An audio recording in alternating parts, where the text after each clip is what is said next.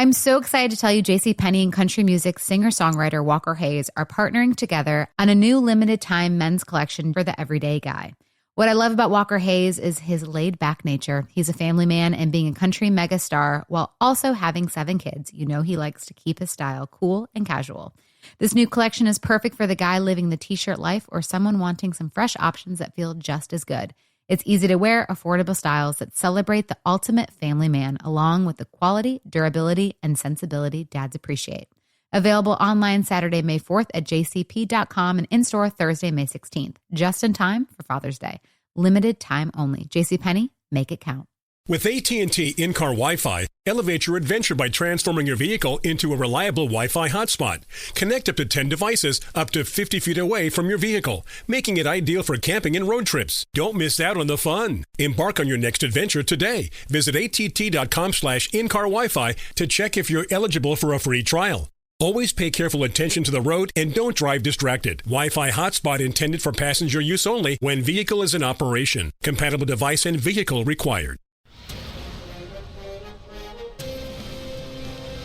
It's time for a Big Blue Kickoff Live. Nobody can ever tell you that you couldn't do it, because you did. On Giants.com. You know what I saw? New York Giant pride. And the Giants mobile app. 17-14 is the final. One touchdown, we are world champions. Believe it, and it will happen. Part of the Giants Podcast Network. Let's go out there like a bunch of crazy dogs. Have some fun. Happy Friday, everybody, and welcome to another edition of Big Blue Kickoff Live right here on Giants.com and the Giants mobile app. I am John Schmeelk. He is Paul Dottino. I know we're a little bit later today, as we warned you earlier in the week, because of rookie minicamp today. We heard from Brian Dable. We heard from the Giants' 3 top draft picks, and we watched about an hour and 15 minutes of rookie minicamp.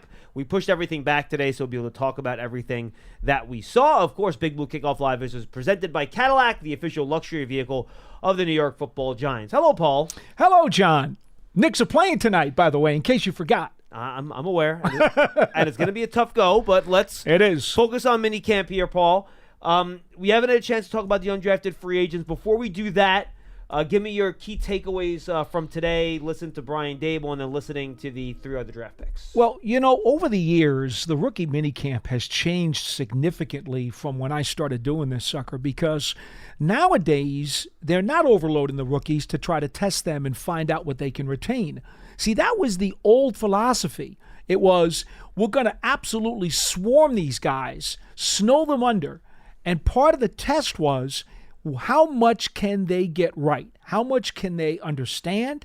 How much can they give back to us? And how are they going to deal with this avalanche of information that we give them? That's the way it used to be years ago. It's different now. Dable's like, no, we're just going to get these guys acclimated to what we do, how we do things. We'll do some 7-on-7s with the tryout guys. And, you know, we'll give them some things in the playbook and kind of see what they can do with it. Totally different approach to the way it used to be years ago. And that, to me, John, is the biggest change that I've seen over the years. Because, as you know, we go out there and we watch. And I always used to pick a dark horse undrafted rookie free agent every single rookie minicamp and say, this is my guy. Watch him. He's the guy who's going to make the 53. You can't do that anymore because they're basically not doing anything out there.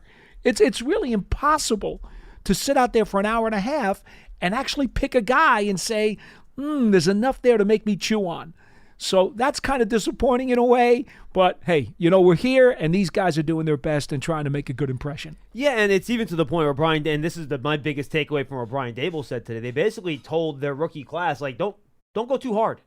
Yeah, well, because to his point, he said they all did workouts for the combine and the jumps and the pro days and all that stuff. So he doesn't want these rookies to try to do too much too fast and potentially suffer an injury or something like that that'll set them back. So he's basically purposely telling, especially the draft picks and the guys they have signed, don't go all out here, guys. Like, relax, take it slow. You know, don't go nuts. We want to make sure you stay healthy so that when we get you to where we want you to be in a couple months, you're good, healthy, and ready to go. So, to your point, you can't really tell a whole lot from what went on. You know, you watch the guys move around. Neighbors wasn't even going full speed in the route he did do. No. So, we don't have much to report in that regard, because Paul. if that was full speed, there's a problem. Yeah, correct. Absolutely. I will say this. Malik Neighbors was definitely in the media availability, just more up today. I think when we first You mean than talked 2 weeks to him, ago? Yeah. Yeah. When we talked to him Yeah. after the draft, my sense was he flew in the morning after the draft. Probably didn't sleep a ton the night before after he got picked. And, you could tell he was seemed a little tired. But today he was very effervescent. He was into it. I thought he gave some really good answers. Talked about how football saved his life because it was really the only thing that he ever did that he thought he was good enough to turn into a career. Talked about how he already bought his mom a house. Last He did that last week. Yeah. It was one of the greatest things he ever did. How his hand was shaking today as he signed his contract as the Giants' first-round pick. So that was a really cool quote out of him. So you could tell he's very excited to be here and get started. And he said, look, he's a patient person. And usually you have these players who will tell you that they're not patient and have to be pushed to be patient. But Neighbors said, I'm a patient person by nature. And he knows that this is going to be, a slow journey here as he kind of catches up to speed with the other players. And Brian Dable said it really depends on the rookie. Some rookies catch up to the veterans by June. Some rookies it takes until August. Other rookies it takes to the regular season. And even deeper into the year before they catch up. So it all depends on the rookie. But I could tell Neighbors is just really excited to get started here, talking to him after practice. Yeah, there's no doubt about that. And the same for Tyler Newbin, who said he almost shed a tear when he saw the helmet in his locker today. Another guy who really impressed us today at the podium, as did Drew Phillips. All three of the guys. We got the first 3 draft picks today to do a media availability. And to be honest with you, John, Phillips and Newbin reminded me of the same guy we saw 2 weeks ago. Very composed, very, very mature. Thoughtful. Very polished, professional. The difference, as you mentioned with Neighbors, is that I think he was just battered from the event 2 weeks ago. And so he was a little bit sleepy and maybe not as effervescent as he could have been. He showed us more of that today. But these other 2 guys, we got exactly what we got 2 weeks ago. They are just as sharp as a tack. I loved Phillips's answer about playing a slot. I mean, did you catch that? Yeah, I love the one thing that he said, which really you don't hear cornerbacks talk about this too much. He goes, I take a lot of pride in being able to help my team any way possible. Blah blah blah blah. But here was the one quote that I really loved. He goes, he didn't get a chance to play nickel until his junior year at Kentucky. He goes, so much is going on there, especially in the run game, and you often know on third down the ball is coming to you. This guy, he's like a hungry dog. He can't wait to get onto that bone. And I'll throw another part into that, and you can go back and listen to the Giants Little podcast. We talked to his defensive backs coach and defensive coordinator at Kentucky. He talked about he likes to be physical, and he said being a physical corner is really the foundation of what he is as a player, and that goes to him wanting to play the slot as well. And he said, look, growing up, he almost felt like playing the slot was like a punishment, and it's something you didn't want to do, but it's something that he always wanted to do heading into Kentucky. And his DC on the Giants Little podcast tells the story of how there was a competition between him and another corner for the outside spot, and he lost that competition, and they moved him inside, and he said he was like excited about it, and he was into it, and we understand why today, because it's a position he always wanted to play, because there is so much going on in there in run support and everything like that. So 100% agree. Well, the way that teams use 11 personnel all the time these days anyway, I mean, it's not like you go in there and, I'm not going to get a chance to do too much. No, you know that you're going to play. Yep. You know you're going to play, so. Anyway. And then Newbin, I just think you could tell that he's a 5-year player in Minnesota. He's mature. He's smart. He's an adult. Like, he's going to figure things out quickly. He talked about the Zoom calls that he was on over the past week with his defensive backs coaches getting ready for these practices. And he said it did help him mentally, but it's going to be, he was asked, do you think you could be a leader in year one? He says, I think everybody can be a leader in their own way. That was impressive. So I thought that was a good answer. Now, that doesn't mean he's going to, start, telling Jason Pinnock what to do. I don't think that's exactly going to be what his leadership role in year one's going to be, but set an example, working hard. If he's the guy that has, I don't know who's going to have the green dot and how they're going to work that this year. I'm guessing it's going to be Okereke, but we'll have to wait and see how that goes. But I think, all 3 guys I thought were excited to get started. But again, just don't take a whole lot of what happened on the field today, because there just wasn't a whole lot going on. The leader item, John, in describing it as he was talking about the leadership thing, and he was asked about, what are you trying? He goes, look, I'm trying to learn as much as possible and be a sponge and then give it to the other guys and help them out. How many guys do that the first day of work? He's actually looking to help other people out. He just got here. You would think a guy would be so worried about his own house and nervous and trying to make a good impression. And here is this guy so unselfish as to say he's trying to absorb as much as he can so we can also help the other guys.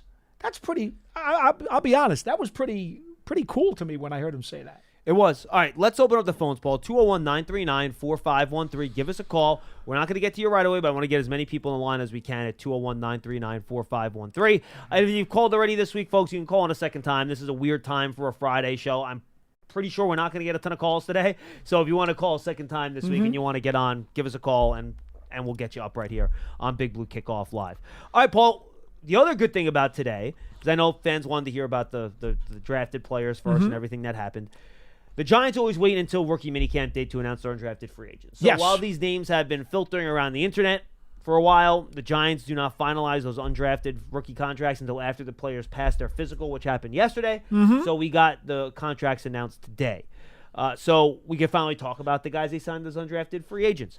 So let's start with the guy that is technically an undrafted free agent, but he's going to be their exemption player under the International Player Program. And that's Jude McAtamey, the place kicker out of Rutgers. This guy's got and you saw it today when he was kicking. He's got a monster leg. We had to see how accurate it is, but he's got a big leg. Well, I don't necessarily know that the Giants need a kicker. We don't have any really indication from Graham Gano exactly where he is. I think he's doing well with his rehab. But we don't know how much he's going to be able to, or want to kick in the spring. And that's why the kicker's here. You need a guy that can kick. You need somebody. So don't think automatically like, oh, this guy's brought in to be a serious competitor for Gano. We just don't know what Graham's going to do before the season starts. But it's certainly encouraging to see a guy who, by the way, they've got two international guys. They got an international punter from Australia, and they got the international kicker, who you just mentioned. The punter's a tryout, though. Yes, correct? he's a tryout. He's a tryout. So I'm waiting for the linebacker from Czechoslovakia. Why'd you pick Czechoslovakia? I don't know. It's just another international player. Technically, by the way, I do not believe Czechoslovakia is actually a country Not anymore. I believe it is now the Czech Republic, Exactly. if I'm not mistaken. Exactly, it is. It's like Burma and Myanmar, so you have to make sure you get your There you go. Get your country straight, Paul. And remember, we got Nathan Rourke. We got a quarterback from Canada. Although he wasn't here today. Next time you'll be talking about like the Ottoman Empire, Austria-Hungary. But yes, all over it. To John's point, they do have now a kicker who I would expect, even if Gano's doing really well, John, why would you have him do much during training camp? No. Especially coming off an injury, there's zero. Right. Basically, you say, this is what you do. You say, hey, Graham, welcome back. It's good to see you. What exactly would you like to do in the spring? And whatever he tells you, that's what you do. You may even wind up seeing this kid kick in the preseason. It's possible. I mean, I'm sure Graham wants to do something. He'll probably get a couple, but I'll be frank with you. I'm not expecting to see much of him at all until week one. It's actually a really good use of the player program. Sure it is. Why not? Because he doesn't take a roster spot up. Exactly. And it gives you a way to kind of fill that That's role a little bit, which is nice. Yeah, and what you know is, at the very least, even if Gano wants to do some extra points and extra points and field goals, yes, the kickoffs, you let this kid do the kickoffs. I can't believe you spent that much time on the kicker. I know. I'm sorry. No, that's okay. Yeah, I think it was a good conversation. All right, two wide receivers, Paul. Let's start with John Giles, wide receiver out of West Florida, which is a Division II school. They are the Argonauts, which ironically, he had to tried to play in Canada at some point. So it actually is a little ironic, but he's a bigger wide receiver. He's kind of up your alley. I think he ran in the low 4.5s, but he's 6'2", he's 219. So he's a guy that he was a big play monster down there. It was Division II, and he averaged almost 20 yards a catch. He was a guy they would just chuck it deep to, so I think he has some work to do on, route running and learning the art of playing wide receiver, but he's got a physical tool set that's interesting. And, when you have that skill set, you're always going to get a look at by somebody. I have not seen any video on him, John. I watched around. Did you get some? Do you know why? PFF, they don't do Division II, but they had one game against a Division I team where he had 7 targets. Did they? So I watched his 7 targets in that right. one game. Well, Am I going to be excited? Vertical, straight ahead type of athlete. That game he did have a drop or two. I'm not gonna lie. Did he? Yes. Okay. But he's a guy that has a physical tool set to be a big vertical wide receiver, and you try to smooth out the rough edges, and you see what you got. You know what I tell people is that on the practice squad, you're going to have some guys who are devoted to the practice squad simply to be scout players. You don't necessarily think that they'll develop for you, but you know that they can be good scout players to replicate what you're going to face during the season. And if this guy can show them really good speed and really good height, even if it's not enough to be a prospect for the Giants, he can be a scout player, and it can help work against the defensive backs so that they can get a look at a guy of this physical stature. With AT&T in-car Wi-Fi, elevate your adventure by transforming your vehicle into a reliable Wi-Fi hotspot. Connect up to 10 devices up to 50 feet away from your vehicle, making it ideal for camping and road trips. Don't miss out on the fun. Embark on your next adventure today. Visit att.com/in-car Wi-Fi to check if you're eligible for a free trial. Always pay careful attention to the road and don't drive distracted. Wi-Fi hotspot intended for passenger use only when vehicle is in operation. Compatible device and vehicle required. Yeah, and the funny thing, Paul, we're going to see the Giants really roll the dice on a lot of guys that tested extremely well, that they think can kind of turn into better football players, but have a good athletic base. So we'll kind of get through these guys. Ayer Asante, wide receiver out of Wyoming, Paul, Jersey guy, local guy. Went to by the way, trivia question. If you guys want to call in, John Giles went to Virginia Union. Call up and don't give the answer because I know you know it. Call up, tell us what famous New York athlete in the last 30 years attended Virginia Union in college. I know you know the answer. All right. So don't give it. I'm not going there. I'm going to see if one of our older fans might know the answer to that. I'm not going there. You don't have to be that old. Paul, sadly, you kind of do. Is he really out of the league that long? Yeah. Oh, man. And he's a little gray now, too. Actually, a lot gray, isn't he? If you're not 40 or 35 at the least, you're going to have a hard time getting this. I got you. So the second wide receiver poll they brought in was Ayer Asante. Again, former local guy, went out to Wyoming. Where did he play before Wyoming? Holy Cross. Holy Cross, thank you. I knew it was a local squad. I couldn't remember which one. Again, he's a smaller guy. He's a guy that could be a punt returner. Not a ton of production, but he's a guy that I think could be a factor in the return game. Sussex County. Franklin, New Jersey, yeah. Local product. You guys know from watching this show, we love FCS guys, John and I, because we get to work with a lot of these FCS players in our league. I mean, that's what it is, the Northeast Conference. So I will never poo-poo a guy who gets an opportunity to show his wares from the FCS level. All right, two other offensive players, Paul, and Marcellus Johnson. This is the guy I'm probably the most excited about. 6'4", 307. He went to Western Michigan. For 3 years, entered the transfer portal, got a lot of offers, went to Missouri. Then the offensive line coach that recruiting him to Missouri left, went to Purdue. He played right guard where, he had never played that position before. He was a tackle at Western Michigan. Played like 2 games, got his ankle rolled, and missed the whole year pretty much. So if you go back to his Western Michigan tape, apparently teams like UCLA and Ohio State, they're all offering NIL deals when he entered the transfer portal. So he's a guy that I think – at 6'4", 307, his athletic testing was also, I think, in like the 94th percentile. I'll double check that. But he's a guy that I think has a chance, Paul, if he plays well enough, that could maybe make that final 53 as your second backup tackle. I think, and you could also double check this for me, John. I think of all the undrafted rookie free agents that the Giants signed, 71st percentile athletically RAS, by the way. I apologize. Yeah, I think you could make a strong case that he probably has the most impressive big-time resume of the UFAs. Yeah, in terms of what he did at the collegiate level, I agree with that. I think that's the fairest way to say it. Now, does that mean he automatically has the best chance to make it? No, it does not. But it certainly makes you intrigued and makes you want to take a really close look at him and see. The fact that also he was all academic when he was at the Mid-American Conference, gives you an idea about his acumen. And once again, we've been told from looking at the class, the draft picks even, forget about the free agents, the Giants, we could tell They wanted guys who were on the ball. And I think we've seen that with Joe Shane over the last couple of years. And look, he's 6'4", he's 307. I think he's pretty lean. He's got 33-inch arms. Mm-hmm. I think he just looks the part. I thought he moved around pretty well today. I thought he looks like he's a fairly athletic guy. So I was pretty happy with what I saw out of Marcellus Johnson today. He's definitely got to keep an eye out on the offensive line. And then you have Jake Kubas, North Dakota State, Paul. He's a guy that tested off the charts. He sure did. Really good testing numbers. North Dakota State has developed a really strong program, even though they are one of those, FCS programs, not the FBS. But, good player, very athletic. He has a lot of starting experience. So you hope he's the right guard. He can come in and try to compete for a practice squad spot or maybe push one of the guys for a back-end roster spot. When the report came out about a week or so ago, or maybe it was right after the draft, that he was going to wind up being at Giants rookie camp, I immediately said, okay, the red light goes on because you got to take a look. You have to take a look. This is a program, I believe I looked it up last year. I think they had 5 offensive linemen on NFL rosters last year. No, they've done a good job. Okay, North Dakota State, they feed these guys like the best cattle and the best beef you could possibly get your hands on because these guys, that's what they do.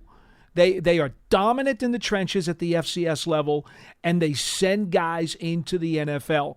I forget the offensive line coach's name. I put it up on Twitter a couple of weeks ago, but he's got the reputation of being an offensive line guru who brings out the best in these guys and makes them another level above what they were supposed to be. All right, let's jump to the defensive side of the ball here, Paul. Up front, Casey Rogers. This is a guy who tested, and by the way, Kubas was in the 94th percentile of testing according to RAS.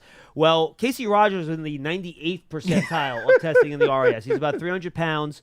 He's that 3-technique defensive tackle that we were talking about them trying to draft. The production Oregon isn't great. He was a late transfer there from Nebraska, correct, if I remember properly? Yes. And he is a very good athlete. You can even see his get-off in some of the drills in practice today. Again, not the biggest guy, but he's got the ability to get upfield and penetrate a little bit. They listed him at 6'5", 305. I did not look at any video on him at all, but here's what's interesting about it. I remember when the Giants grabbed Jordan Riley in the 7th round last year from Oregon. And talking to some of the Giants folks afterwards, they said, you know what? We happen to see him. The measurables are there. He's intriguing. You just don't get a lot of people with those physical tools, with those kinds of numbers at that position. So that's why we took a shot at him. I got a feeling that at some point last year, when they saw Jordan Riley, they probably saw and took a look at Casey Rogers as well. I'm just going to take a flyer and assume that because he comes out of the same Ducks program. And I don't know. I'm just thinking in the back of my mind that he was kind of whispering to them all along for the past year that, hey, don't forget about me if I happen to be available. All right, then let's go to the edge position, Paul. Ovi Ogufo, I believe that's the yes, it is. pronunciation. I just checked on it. It is Ogufo. Again, he was 77th percentile testing in RAS, had a 1.63 10-yard split, 4.85 40-yard dash, almost 34-inch arms, which is a measurement that I really like for a guy that plays the edge. Absolutely. Otherwise, a little undersized, 6'3", 248. He's not going to be a bruiser that's going to, set the edge against some 320-pound offensive lineman. But he was one of those situational pass rushers for LSU to get off the edge and get after the quarterback. Put him in the edge room, and you see what you can do. Third school. Played at Texas, played at Notre Dame, then winds up at LSU. I don't know. Is that part of the reason why his numbers were never any better? Because he was constantly moving around and he wound up in 3 different programs with all these different schemes and all these different responsibilities, and he could never settle in and mature at one place? Maybe. Maybe not. But you know what? Again, this is exactly the kind of guy you want to take a flyer on during May at rookie minicamp, because there may be something there, and this is the month where you take a chance. And let's face it, I mean, who's he competing against? Right now, the 4th edge rusher, right, on the Giants roster is Tamon Fox. So let him fight it out with Tamon Fox, and may the best man win. All right, then finally, Paul, you have Alex Johnson, a cornerback prospect out of UCLA, 83rd percentile in terms of testing, according to a relative athletic score. Also, got a lot of interceptions in his final year. 5 picks. With the Bruins, Paul. So he's a little bit of an athlete, and he's got a nose for a football. Well, again, we're talking about strictly athleticism and measurables. 6 foot 185, by the way. So he has a little 185. height, which is good. You know, interestingly, because they drafted the linebacker, Musau. Musau, yep, you got it. Okay, from UCLA in the 6th round this year. And I'm sure that while they were scouting Musau, they saw Johnson and probably put in the back of their heads, you know what? If this guy happens to fall out of the draft, let's give him a call. This happens a lot. You know, you'll find out that a undrafted rookie free agent winds up coming from a school where they drafted a guy because they were concentrating on a particular guy about maybe making him a draft pick, and they saw somebody else out of the corner of their eye, and they say, well, you know what? Let's remember him. We have a winner. M. Terrence Jones on Twitter. Got it? Virginia Union, the home of Impressive. the Oak Tree, Charles Oakley. Very impressive. Nice job. Well done. Also Nice job. home of Ben Wallace, which I also kind of Yes. forgot about that. So, yes. 2 very physical rebounders. Yeah, I would definitely put them in that same category. All right, folks, 201-939-4513. Just a reminder, go subscribe to that Giants Huddle podcast. We mentioned some of the episodes already. Subscribe on your favorite podcast platform, Giants.com/podcast, Giants mobile app. The video versions are on the Giants YouTube page. Go subscribe. And our final draft season is up this week, too. Go subscribe to that podcast. Tony, Pauline, and I take a look ahead at the 2025 draft class. 201-939-4513. I probably should actually bring up the caller sheet before I go to calls here. Okay. So in the meantime, I'm going to remind people that they can go download Giants TV, the Giants direct streaming app. It has all our video content, all of our shows, highlights, all that stuff. You can find it on all your smart TV services. It's also part of the Giants app in the Apple Store, the Apple Play Store, the Google Play Store, and the Apple Store. So go check all that out. On the Giants app and Giants.com/tickets, folks. If you want to become a Giants season ticket member, connect with the team all year round, not just on game days. You take your fandom to the next level. To learn more, again, go to Giants.com/tickets for your tickets to 2024 season. Also, just a note, they were asking Malik Neighbors about his number 9. Yes. And he was quick to point out that is a temporary number. All the rookie numbers are temporary. I don't think Newbin's changing. Probably not. Because that 31 has some history with Minnesota It does. and the way they played. It does. So I'm thinking Newman's not going to change, but I like 20. 22 is a good cornerback number 2 for Andrew Phillips. Well, sure. I like 22 as a cornerback number, so my advice to Phillips would be to stick with that. It's a good number. But Newman was pretty clear that is not his final destination there on his number. You mean Neighbors? I mean Neighbors. Sorry, Neighbors. Neighbors was very clear. Neighbors that wanted was to not know the final destination on his number. He wanted to know how it looked on him. He wants to watch himself on film to see how the number looks. That's what he said. I'm serious. Which, hey, I love his honesty. Hey, why not? I love his honesty, but at the same time, Graham Gano has already said he's not giving it up. Yeah, someone else tried to get that number from Graham at some point. I forget who it was. Well, Thibodeau got it 5 from him. Yes. Right. And because he had donate a check to I believe it was a dog shelter, if I'm not mistaken, that Gano had picked out, and he was willing to move from 5 to 9. But from what I understand now, Graham has already said he's not willing to give up his 9. Okay, that's interesting. I didn't know that. Yeah. Are there any available single-digit numbers on the roster? Jeez. Well, I should have probably looked. Paris Campbell's number 0. Right? Giles is wearing number G0 right now, the undrafted rookie, but that's probably not going to. Yeah, that's not going to stick. 6 is Bryce Ford Wheaton last year, I think. Mm-hmm. Yeah, I'm looking at it right now on the although Ford Wheaton is back with the team this year off of IR, so I don't know. Number 1 is retired, right? Mm-hmm. Number 4, I believe, is also retired. Mm-hmm. Kayvon's 5, Bryce Ford Wheaton, and Jamie Gillen is also 6, Pearson. So those are 2 guys that are 6. Right. 7, I believe, is retired. Mm-hmm. Daniel's 8, obviously, and Gano is 9. And 10 is retired, too. So not a whole lot of single-digit availability, which is where these receivers like to go generally. So we'll see where Malik Neighbors winds up here. And I think frankly, zero is a candidate. 12 with Waller, 13 Hyatt, 15 DeVito, 17 Robinson. There's not a whole lot in the teens that's available either. No. 18 Hodgins. So I'm trying to remember what number. I watched this film so many times. Was he 6 at LSU, Neighbors? Or 2? Number 2, I think? Oh, God. I think he was 2 at LSU. I don't Neighbors. remember. I got to remember going back watching that tape. But it was him, and I'm pretty sure he was number 2, now that I think a little bit harder about it. 201-939-4513. 201-939-4513. Let's go to the phones and lead off our show with Maurice in Montclair. Maurice, what's going on? Gentlemen, I'm glad to lead off the show. How are you doing? Long time no speak, Maurice. What's going on, man? He was 8. He was 8. Thank you. Yep. Just hanging. I got some fun stuff for you guys. Real quick, I would love to see this on Giants.com. Like Bob Papa come on, like, hello, good afternoon. This is Bob Papa, whatever, and talk about the kick returns and like the history of some great kick returns that's been in this organization, and the fact that it's going to be a whole new look about it. You know, that would be something cool. But here's another. Why do you want Bob Papa to do that, Maurice? Like, do you think he has some kind of special teams expertise or something? No, because Bob Papa always breaks down everything. He'd be like, good afternoon, welcome to Giants.com. The NFL kick return has been something wonderful or whatever, and then he'll just show the Giants' significance within that element. He's always sort of done these, like, little special breakdowns. Sounds good. All right, so here goes a fun one for you, and then I got like a serious question. Okay. So the fun one is Wan'Dale Robinson. I'm going to give 830 yards for you guys to think over or under, right?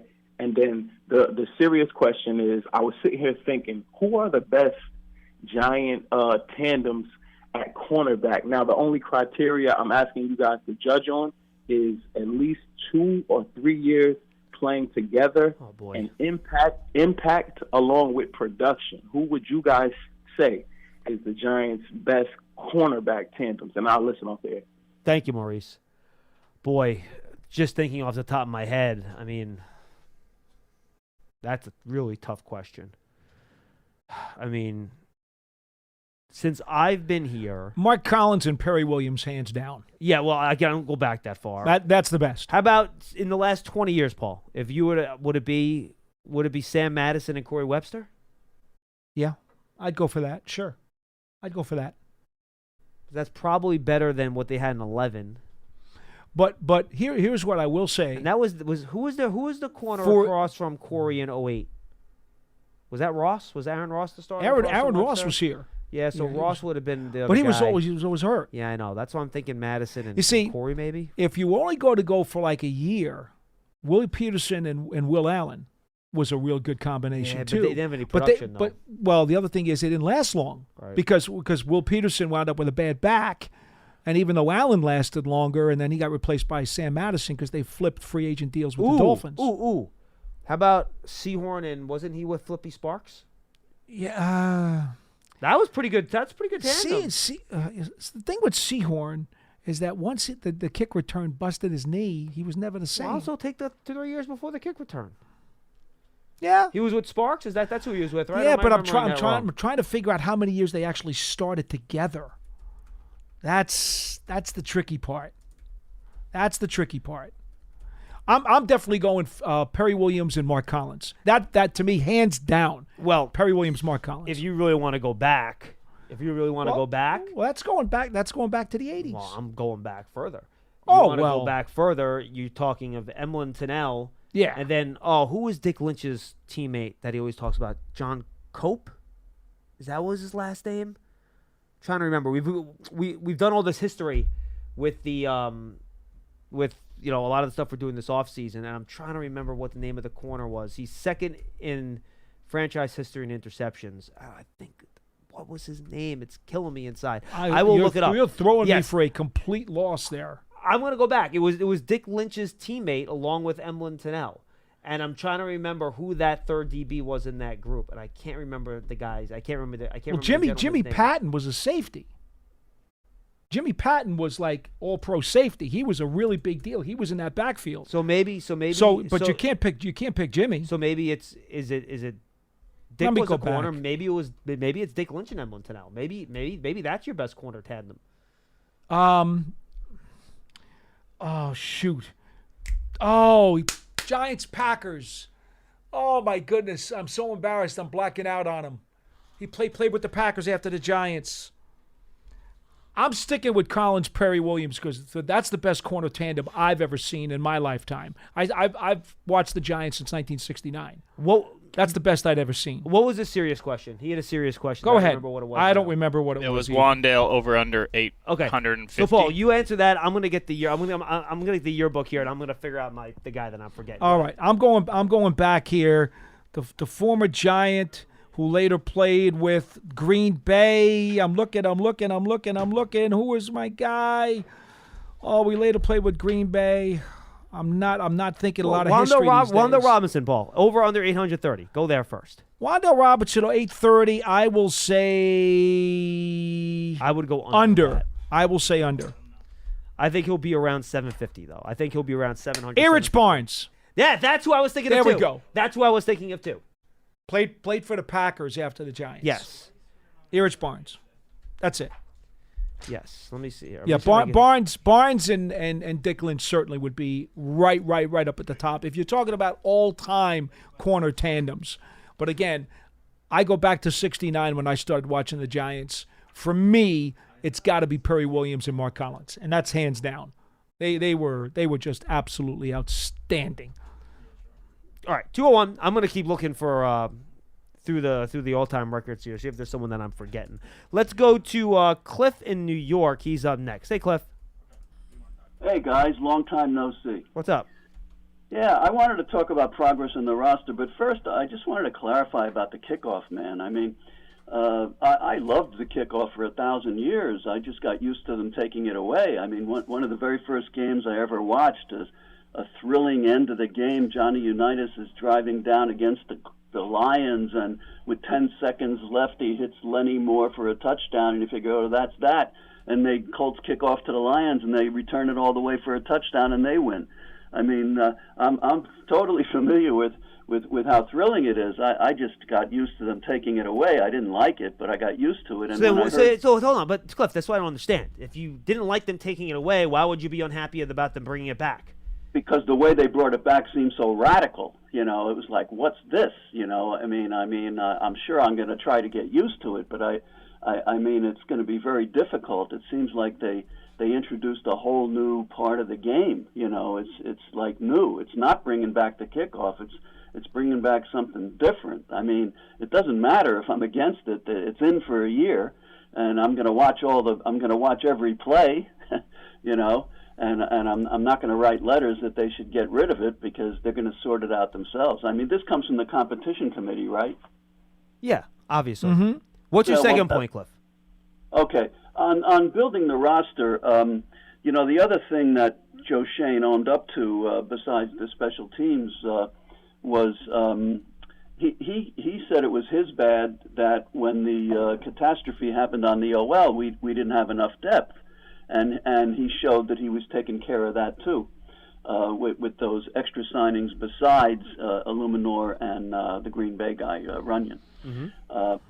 So that all made me think of what you said, John, when these guys took over, which was 3 to 5 years for the roster. And I kind of grabbed onto that because, you know, I know what it means to have to be patient as a Giants fan, and it comes naturally to me, actually. And when we got into the third year and Joe Shane finally had some money to spend, when he had a very little bit of money to spend the first year, I thought he did a lot. And then when he had a little more, he did even more. And then this year he had a really decent amount, and he still hasn't seen how much, you know, money a GM can really have in the NFL to, you know, in cap space till next year, the fourth year. Yeah, what's your overall point here, Cliff? That year 3 to 5 is right on the nose, because I was hoping that year 3 would be a turning point in the roster overall, and I think he's got it. I think he's got a turning point in the roster. I think that it's just like totally different than it was, but it's still not elite. It's still not competing with the best rosters that we go against. Okay. Appreciate the call, Cliff. Thank you. I was thinking of Jimmy Penn. I didn't realize he was a safety and not a quarterback. Oh, yeah. Hit like a truck. I mean, and he just got into the Ring of Honor, but he was like a 5-time first-team All-Pro, like really, really great player. Sparks and Sehorn had 2 years together before Sehorn blew out his knee. Just 2, huh? It was only 2. Okay. That's why I have a hard time going there. But then again, William Peterson and Will Allen didn't have a lot of time together either. That's why, those guys got. And neither did Corey Webster and Sam Madison. No, so they all get like an asterisk. For me, it is right. Perry Williams and Mark Collins, hands down. Yeah, that was a little bit before my time, but yeah, I mean, and you could go back, Paul. I mean, you could make the argument that it's Dick Lynch and Tunnell. I mean, you could make that argument. I got no problem with that. Those guys are all-time great Giants. I mean, they're not even like on another tier. No, they are all-time. They're right at the top. And they were together for a long time, too. So yeah. That whole group. That was one of the reasons they were so good in the 50s. I mean, Barnes, I want to say Barnes and Dick, were they together 5 years? Let's see. Or 4 years? Dick was there from 59 to 66. Let's look up Mr. Barnes. I bet you it's at least 4, maybe 5. Barnes was there from 61 to 64. So 5. 1, 2, 3, 4. Yeah, 5 years. 5 years. 61 to 64, yeah. They were both there. Yeah. So, yeah. Great. We love the names. Yes. We love the names. Yes, and we also enjoy some Giants history. With AT&T in-car Wi-Fi, elevate your adventure by transforming your vehicle into a reliable Wi-Fi hotspot.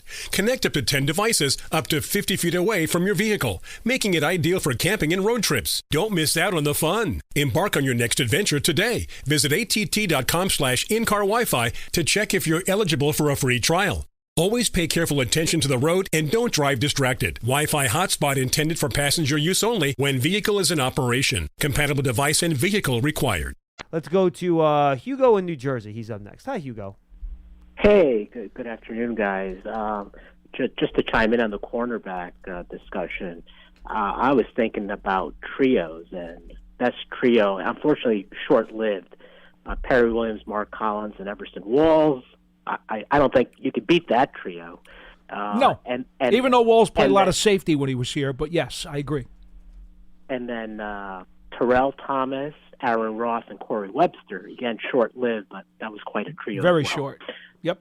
Yeah. I think that was about 3 years, right? That was like 08 to 10 before T2 blew out his knee. Well, that's the problem. Exactly. The injuries. Yeah. Yep. And Ross was hurt practically every week he was here. Aaron Ross kind of had that sprinter's body. It was always hamstrings with him. Always had hammies. So I joined a bit late, so I don't know if you covered this, but I just want to chime in and welcome Chris Snee back into the family. Yeah, we actually did not mention that. Go ahead, please. Yeah, look, Paul and I actually discussed this. I don't know if you recall. I think you were on with Matt at the time, Paul. And I was making a point that I believe there is such a thing as positional blind spots across organizations, and that would be very much in favor of bringing in Chris Snee with his offensive line background. I think there were some overtures back in 2022. So I'm glad the Giants made this move. I mean, look, they changed the offensive line coach. Now they're bringing in a scout with offensive line specialty. I think they're doing everything possible to make sure that these offensive line issues are gone or not a thing in the future. So look, Hugo, they've been open to having Chris back for a while, but he had young kids. He was like coaching them and stuff like that. So I don't think he was really ready for like a super duper full time role yet. But now he is, because his kids are a little bit older. So it's great to have him here, and hopefully you're right. He will help the offensive line scouting process. And by the way, he isn't just doing offensive line. By the way, no, he's doing everything. Everything. But yes, you're right. They will respect a lot of what he has to say about without a doubt. Offensive linemen. Yeah, you guys talking about the new kickoff rules made me go back and read the rule a bit, and I have a couple of questions about that. But before I get into that, I listened to the interviews of the coordinators. I must say I was really impressed by the new special teams coach. He seems like a very good communicator, and someone who thinks strategically but is also down in the weeds and can execute tactically. And in my view, that always makes for the best leader. I thought Mike Kafka was a lot more comfortable with the media, and the thought that came to mind is that might be part of his developmental plan to eventually become a head coach. Because someone made a comment, I think it was Joe Shane, that they're getting him ready to be a head coach. I thought I heard him say that. It was Dabo, actually, I think, that said that. They're like including him in meetings with the trainers and stuff like that to just do more of the stuff that a head coach would be doing during the week. And I think, too, he's probably a little more comfortable with the media. And again, I think probably that's a goal of his because he's trying to learn how to do that. He's also, it isn't a game week yet, where he's prepping for a game and you're trying to keep everything secret to not give the other team a competitive advantage. So it's a lot easier to be a little bit more open and chatty in March and April than it is in, September, October. No, that's understandable. Bowen, I was just like, he didn't really move me one way or another. But he did make what I thought was a weird comment when he said that when he looked at the film of the Giants' defense, his impression was that they had good depth. And the only thing I could think of is he was looking at film with Ashawn Robinson, Leonard Williams, Xavier McKinney, and Adoree Jackson, because as we've talked about, there are a bunch of murky spots on the Giants' defense. Of course, the drafting of Newman helps, but I just found that to be a weird comment. Maybe that was a throwaway, but I just found it odd. Now, to the new kickoff rule. Yeah. There is a requirement that at least 9 guys line up in what's called the setup zone for the receiving team. Yes, sir. Yes. Right? But based on what I read, it kind of suggested that it would be advantageous to have 2 guys back in what's called the landing zone. So that goes from the receiving team's 20 to the goal line. Yeah, you have to, because otherwise it'll be too easier for the kicking team to directionally kick that sucker, and then you won't get a return out of it. Exactly. Correct. So what that suggests is that one guy will catch the ball, and then the other guy will turn into a blocker. Yeah, in theory. And that, I think, dovetails with your comments yesterday that the ideal profile for the return, I'll use plural, the returners, are guys who are both speedy and somewhat powerful, but not only because they need to break tackles, but also because they need to turn into blockers. They got to have some beef on their frame. Yeah, because to your point, you don't want Jalen Hyatt being a lead blocker on a kickoff return. That's not going to go well. Or Wan'Dale Robinson. No, that's true, too. And the way this is set up with a 5 to 10 yard running start that the defending team has, it's essentially like picking up a blitzing linebacker. Yeah, again, it kind of suggests that the running backs would be the ideal guys to do that role. And the 2 guys that came to mind, you mentioned one yesterday, was Tracy. The other guy is Miller. He's short, but he's like 210 pounds. Yeah, he's stocking correct. Little turbo. Yeah. Mm-hmm. Yep. Yeah. So, and one thing that wasn't clear to me when I read the rules is if a ball lands in the that landing zone, but is not fielded cleanly and makes it into the end zone, what happens in that? So, in other words, not touched by the returner. It just kind of 30-yard line.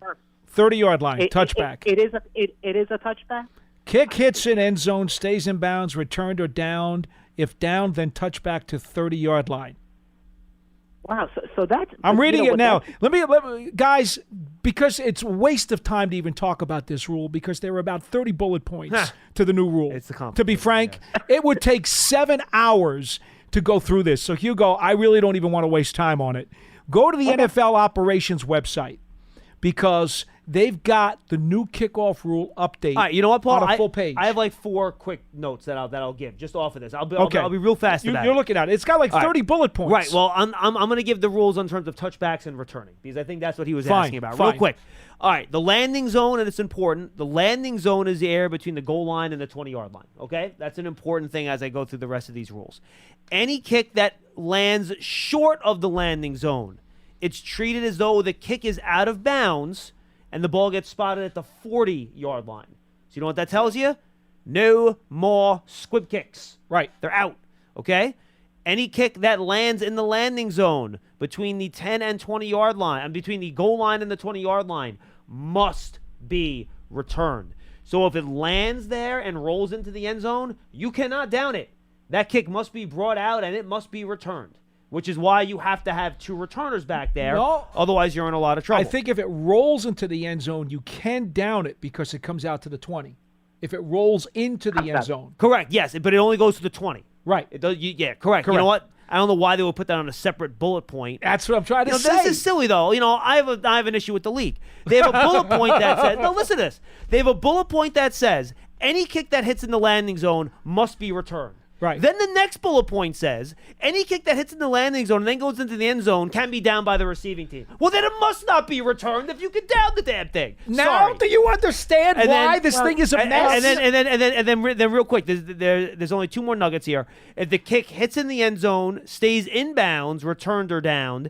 If down, then it goes to the 30-yard line. So if you kick it into the end zone as the kicking team and it gets downed in the end zone, does not land before the goal line, has to land past the goal line. Right. That goes back to the 30. Yep. And any kick that goes out of the back of the end zone in the air or on a bounce gets touched back to the 30-yard line. Correct.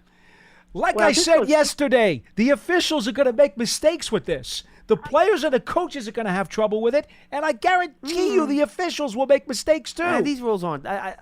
I think in terms of the touchbacks and the landing zones, I think they'll be okay. Okay, but the landing zone is only 8 bullet points. There's about 30 of them on this page. But I think once you learn the alignment, I think you'll figure it out. Anyway, you go. Finish up.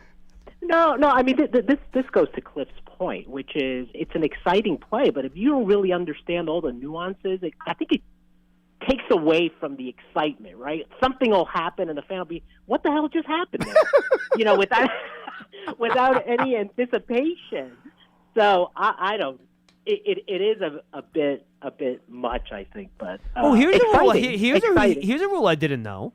So no, I did not know this. So and appreciate the call, Hugo. Good stuff. So in the past, when the wind blows the ball off the tee, right? Yes. The player usually comes and he holds it. Mm-hmm. That's no longer the case. No. You can use a kicking stick, which is basically it's like a little tripod with one Correct. thing coming out. And it'll kind of hold the ball for you because they don't want the player holding the ball to get a running start. Correct. Which could lead to injuries. I did not know that rule, actually. I have one question that might be dumb. Are onside kicks just not a thing anymore? Oh, here we go. Onside kick. That's the next bullet point, Pearson. Thank you. When the fourth quarter begins, the team trailing has the opportunity to declare an onside kick to the officials. But only in the fourth quarter. You cannot do it before then anymore, which is surprising. I don't know that's the case, that's but part of the rule. I wasn't aware of that either. Part of the rule. Current onside kick rules apply when you then try to go with the onside kick. So there we go. The setup zone and landing zone will not change with any penalties that carry over to kickoff. So if the kickoff gets moved forward or backwards, the landing zone is still between the goal line and the 20-yard line. So Casillas' Saints onside kick no longer allowed. Correct. Yes. Yeah. No Correct. No more surprise onside kicks. Those are out. 201-939-4513. I haven't talked to Charlie in Portland, Maine, I don't think, since the draft. Hi, Charlie. Hey, John. Hey, Paul. Hey. Hey, how about Mark Haynes and Elvis Toast Patterson? Well, you remember them, Paul? I always thought Elvis Patterson was better than he was given credit for, but because he got the nickname Toast after getting burned a few times early in his career, he never lived it down. Charlie, we got you. Charlie. And to be honest, we got you. We're here, Charlie. It's all right. Okay. No, wait. So he got beat so many times as a young player, he got nicknamed Toast? He was an undrafted rookie free agent, and he came to the Giants, and he won a spot, but he got burned a number of times early, so they called him Toast. You know a nickname you don't want as a cornerback? But you know what? He lasted for a few years, and he wasn't a bad player. He did. He wasn't a bad player. That's nicknaming an offensive lineman turnstile. It's not something you want generally. But Charlie, you can't compare him to Perry Williams and Mark Collins. I'm just kidding. I just threw him out there because I understand. I was not aware of the legend of Toast. That's interesting. Number 34. I learned something new. Parcells, I think, gave him that name. Yes. That is not that. Now that is the least surprising part of the story. That is not a shock at all. Correct. Oh God! Hey, look. If I have to listen to anything more about this stupid kickoff return, you know what they're going to do? They're going to kick it where they can put it out to the 30-yard line. It's only 5 more yards. It's not a big deal. Everybody thinks they're going to have all these run backs. They're not. 5 yards is nothing. So instead of the 25, they're going to put it on the 30. This is such a joke. But anyway, I digress. Well, Charlie, you know what? I'll be curious to see. You know, when you took a look at how this affected the XFL kickoff rule, that's not what happened with it. No, it'll be curious to see what they end up doing. You know, you get to a point where there's a line of diminishing returns. Mm-hmm. Remember, Charlie, if you're a kicker and you can really put this thing between the goal line and the 5, and your guys are that far down, you could tackle guys at the 15. Like, you can really do, if you're a good coverage team, that's 15 yards of field position. That's a big deal. And you know what? If they find that this new rule doesn't change it, you know what they'll do next year? That'll be the end of it. No, it'll go to the 35-yard line. Okay. No, I'm serious. That's what they do. They'll keep moving it until they get kickoffs. You know what stinks? I predicted early in the season you'll see officials making mistakes on it. It's not going to be a reviewable play. So how about when a guy runs back a kickoff for a touchdown and there was a penalty, but they didn't see it or didn't understand it, and then you're going to see the replay on TV, and it's going to be like, oops. I mean, holds so are what? still holds, though. It's not like But that those rules are different. They'll be mistakes. I'm sure you of have it. no faith in our officiating friends over at the league office to know these rules, huh? I'm going to get John Berger on the phone, and you're going to be in a lot of trouble. He's not going to be happy with you. I know he will not. But he already knows how I feel about this. It's just too convoluted. But you were hey, in favor of this rule. Have you changed your mind all of a sudden? I'm in favor of it because I didn't want them to abolish the kickoff. I wanted it to stay in the game. And if there are exciting plays happening and it's better for safety, I'm absolutely in favor of it. But do I think there'll be mistakes? I do. I think once you get to the regular season, everything will be fine. All right. Go ahead. I was just going to say, who's our quarterbacks? Who's throwing the ball to these guys today? Oh, let's see here. We got a Princeton guy. Where is it? I don't even know their names, to be honest with you. Ben Bryant is from Northwestern. Liam Thompson is from Wabash. One of those guys actually had a really good arm. I'm not sure which one. Blake Stenstrom is from Princeton. Those are the 3 guys throwing the ball today. All right, that's great. I mean, what are we doing? I mean, all of a sudden now we're bringing in all these wide receivers. I mean, what do they think? The wide receivers are going to save this team? Really? You bring in Robinson, and then you bring in 2 undrafted free agents, and you got your number 1 wide receiver. All of a sudden, Charlie, you need 100. You need 90. How many? 90, right? You have 90 players here in the spring. You got to practice. And if you have a chance to fill roster spots, you bring in guys at spots where your room might be a little bit short. That's it. It's not like that we need wide receivers. You find the guys that have the best chance of making the team and you bring them in. That's it. It isn't anything complicated. Hey, you just watch NPR. That's just watch NPR. You mean? You know who? No, I National Public Radio. Yeah, and you would listen to NPR. You wouldn't watch NPR. That's Nathan Rourke. I just put the T in there because I'm calling him NPR. Oh God! Just watch him, man, from the CFL. I'm telling you, this kid is going to. He's going to hang in there. He's going to hang into the team. You watch. He's your official 2024 off-season pet project, Charlie? Is that where we're going with this? Yes, that's where we're going. He can't even say it without laughing. It's to the point where he doesn't even believe his own stuff. He's trying not to laugh. He's like, Nathan Rourke's my guy. Come on. NPR, I'm telling you guys. Have a good weekend. All right, thank you, Charlie. You have a good weekend, too. Always fun to laugh with you, buddy. And again, I've never seen Nathan Rourke throw a pass. He can be great. I have no idea. I'm not laughing at Nathan Rourke. Don't put me into that category. I'm laughing at Charlie because he's being Charlie. I wonder if Charlie knows that he's more of a runner than he is a passer. He was more of a runner. That's true. Big time more of a runner. Anyway. All right, final call of the show. Let's go to Rich in Virginia. Rich, you're up next on Big Blue Kickoff Live. Good afternoon, gentlemen. Always a pleasure. A kickoff returner that I don't think even Godfather Dottino knows. John, you got the record book. This is totally from my memory. Yeah. He was a really good guy. Back in the 60s, and remember, I go back to 61, Clarence Childs. Yes. I think he might have the record for the longest kickoff return. Yeah, he was a defensive back. That's correct. Sure. That's correct.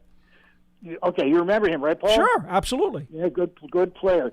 Second thing is, you mentioned a player today who blocked the kick on the Giants versus the Packers in the 62 championship game that led to the only touchdown we got. That I do not remember. Erich Barnes. There you go. Was it Barnes? Nah, he was a really, really good player. People don't realize Yeah, how good he was. To be honest, I don't know why he doesn't get more Hall of Fame consideration. I know. Well, he wound up going back to Cleveland. Remember, Paul? Well, he was Cleveland, Green Bay, and the Giants with for three franchises. Yeah, he was extremely highly thought of in the day. Oh yeah, good player. Two more. One comment against. I can't believe I followed Charlie, but is Charlie applying to be the new scout in Joe Shane's scouting department? Because I remember a couple years ago he was adamant about this player from University of Maine at Orono, I think.